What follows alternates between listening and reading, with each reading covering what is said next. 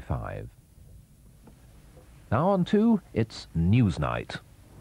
Sellafield, a Commons committee says Britain's nuclear waste policy is haphazard, out of date and a potential danger to health.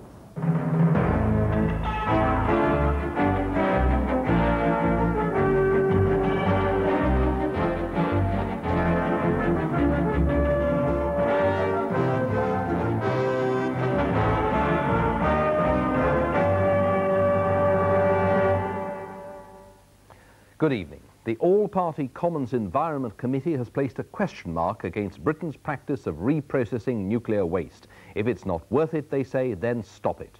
William Waldegrave, the Environment Minister, tells Newsnight that the government is ready to take another look at all the figures. Jack Cunningham, Labour spokesman, and Simon Hughes for the Liberals discuss whether this report is the beginning of the end of the road for Sellafield.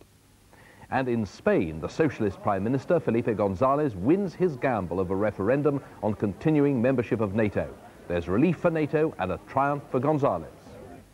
Michael Foot, essayist and conscience of the Labour left. Relieved of leadership, he's returned to the pen, and on the eve of publication of his new book, he gives Newsnight his verdict on some of the principal political characters of his time.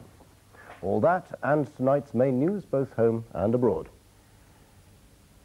Radiation, say the Commons Environment Committee, is inexplicable, unseeable and almost mystically evil with its connection to nuclear weapons. It is associated with the second great fear of the 20th century, cancer, and threatens humanity itself with its genetic mutations.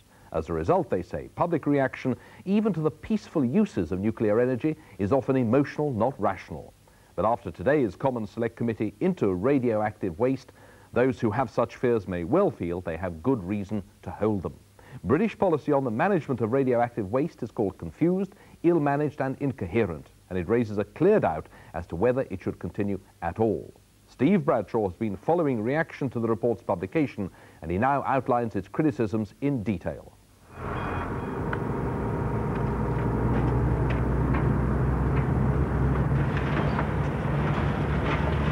Haphazard and behind the times, that's the picture which the committee presents of Britain's nuclear waste policy.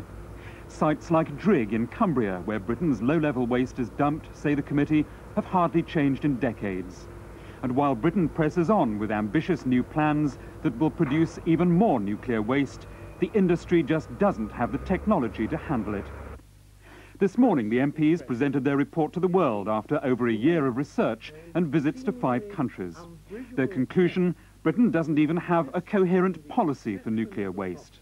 Instead, the committee found only confusion and obfuscation among the various organisations entrusted with its care. Nuclear waste, the committee say, can be safely stored in up-to-date sites like those being built in the salt mines of West Germany. But Britain, they say, has no such projects. It's backward and complacent.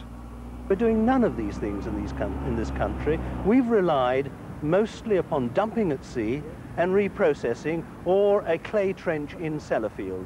Now, that might have all been good 40 years ago when we were first in the field, but now there have been so many changes, so many improvements, and we've learned such a great deal more about the possible risks and hazards that we really ought to be using and looking into the latest scientific knowledge and applying that to geological exploration in this country.